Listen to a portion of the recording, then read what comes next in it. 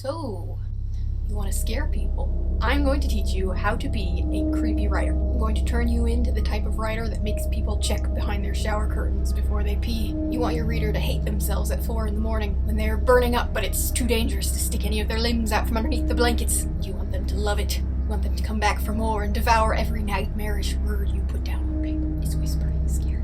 The only problem is that people are tough sacks of impenetrable leather. Scaring them is really hard to do. We've all seen every ghost and murderer and mutilated alien there is to see. Clowns? Laughable. Storage closets covered in blood? Yawn. That ghost that sings nursery rhymes and holds people under the kitchen sink until they drown? Child's play. So how do you write anything that actually scares people? Well, here's one thing you don't do. Don't try to describe every horror in excruciating detail. I see a lot of writers fall flat when they try to impart the image that they have in their head directly into the mind of their reader. And it's just an epic bath of word vomit spewed at the reader that most people actually end up skipping. Maybe if there was some kind of basement surgery involved, where slimy neurons were moved from one brain to another. That would be creepy. But until then, less is more. The scariest part of horror is the build-up. Once you see the killer in the closet, then whatever it is that you've built up in your mind is dumbed down to whatever it is that is actually in front of you. The inside of your head is a million times scarier than anything you as a writer can create with words. If you lay out all the scary details right up front, then it just shows the reader what needs to be beat. It's somebody else's idea of scary. And then they'll switch from fight or flight mode into, how do we defeat this thing? I'm not scared of it. Don't let your readers do that. The reveal, no matter how scary or how well done, is always a type of letdown in horror. Prolong the murkiness as long as possible. Like, maybe don't even reveal what the monster looks like at all, even at the end. Every person has that one little thing in the back of their mind that they never tell anyone about that actually really, really scares them. If you were to mention it in a crowd, they'd be like, ha, no, that doesn't scare me. Your goal as a horror writer is not to paint that image for them, because it already exists in their head. Your goal is to get them to nuzzle into that thing. They know what they're scared of. You just have to lead them to it. It's kind of the easy part. You don't even have to know what that thing is. You just have to allow your reader to lean into that thing that already scares them. Build-up does that. The reveal does not. So, what should you do?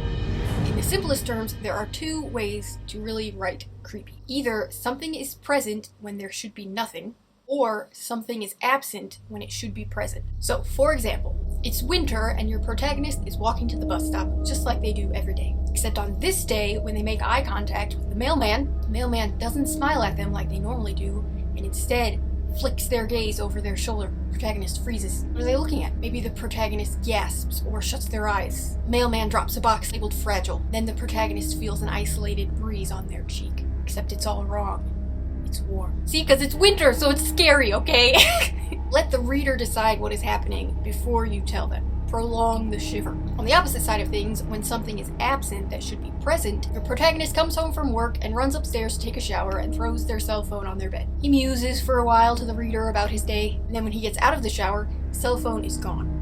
But he lives alone. It's pretty strange, but not too weird. So maybe he gets ready to go out for the night and finds his cell phone on his front porch. Is that scary? I don't know. Besides these 2 things, there's also the option of playing with society's collective fears, like things that tend to scare everybody. Once in college, for a creative writing workshop, I wrote a story about a grown man who stops to talk to a little girl every day on the way home from school. Nothing ever happened in the story, but people were so creeped out before we started talking about it in class. In that type of situation, the built-in potential for horror is so innate to your reader that it exists without you even having to write any type of specific horror actually happening. Another trick to writing horror is to really know who your audience is. For example, when I was a child, my best friend's big brother did that thing that all big brothers do, where he told us a scary story one night when I was over to spend the night.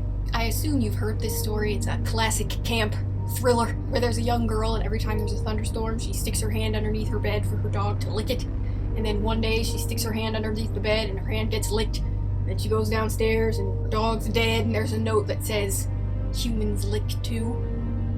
Who wrote that? Who decided to tell that to children? Anyway, if you were to tell that story to an adult, they'd be like, yeah, I heard that story a million years ago, I'm not scared. But if you tell it to a child or someone who's never heard the story before, whose imagination is still rampant with whatever the world might hold, and it settles into their brain, settled into my brain, and it will scare them for years. The only way that's accomplished is because the writer of the story knew who their audience was.